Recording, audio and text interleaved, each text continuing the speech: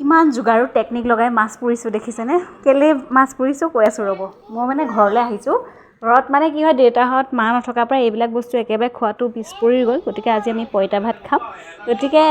দেউতাৰ বোলে মাছ পুৰা খাবলৈ মন গৈছে বহুত দিন খোৱা নাই আৰু আজিকালিতো জুহালখন নাইকিয়াই হ'ল গতিকে মই গেছতে এই ৰুটি শিকা ষ্টেণ্ডডালতে অকণমান মাছখিনি ধুনীয়াকৈ পুৰি লৈছোঁ লগতে এটা বেঙেনা আৰু আলুখিনি সিজাই কৰি ল'লোঁ লোৱাৰ পিছত মই এতিয়া মাছখিনি ধুনীয়াকৈ চাফা কৰি ল'ম আৰু কেইটামান বাকী যিকেইটা মাছ থাকি গ'ল মানে সেইকেইটা মই ধুনীয়াকৈ ফ্ৰাই কৰি লৈছোঁ আপোনালোকে বিশ্বাস কৰিবনে মোৰ মাৰ ঘৰত ওচৰে পাজৰে মানে এতিয়া এনেকুৱা সৰু মাছৰ কেজি কেইটকা গম পায়নে মাত্ৰ 40 টকা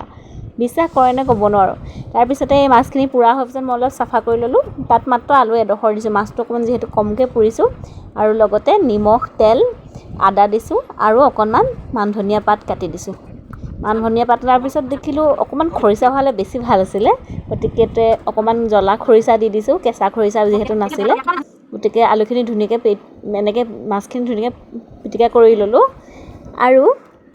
পুৰা বেঙেনাটো যে আছিলে আলুখিনিৰ লগত ডাঙৰ ডাঙৰকৈ পিঁয়াজ দি পেলাই সেইখিনিও পিটিকা কৰি ল'লোঁ আৰু এই আমাৰ পঁইতা ভাত ৰেডি লগত লৈছোঁ দুটা মাছ ভজা মাছ তাৰপিছতে আলু পিটিকা আলু বেঙেনা পিটিকাখিনি আছিলে যে সেয়া আৰু লগতে পুৰা মাছ সঁচাকৈ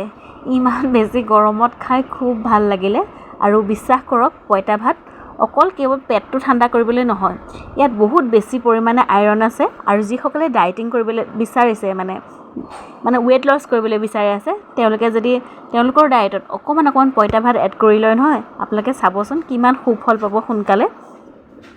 আৰু এইটো মই কোৱা কথা নহয় দেই এইটো এটা সম্পূৰ্ণকৈ এখন ৰিচাৰ্চ পেপাৰ ওলাইছিলে তাৰ পৰা চাই মই পঢ়িছিলোঁ পঢ়োতে এই কথাটো পাই আপোনালোকৰ লগত শ্বেয়াৰ কৰিলোঁ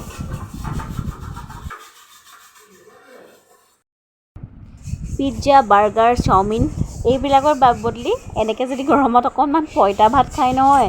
আপোনালোকৰ শৰীৰটো সুস্থ হৈ থাকিব আপোনালোকৰ সন্তানক এবাৰ খুৱাই চাবলৈ নাপাহৰিব ঠিক আছে আজিলৈ আহিছোঁ ধন্যবাদ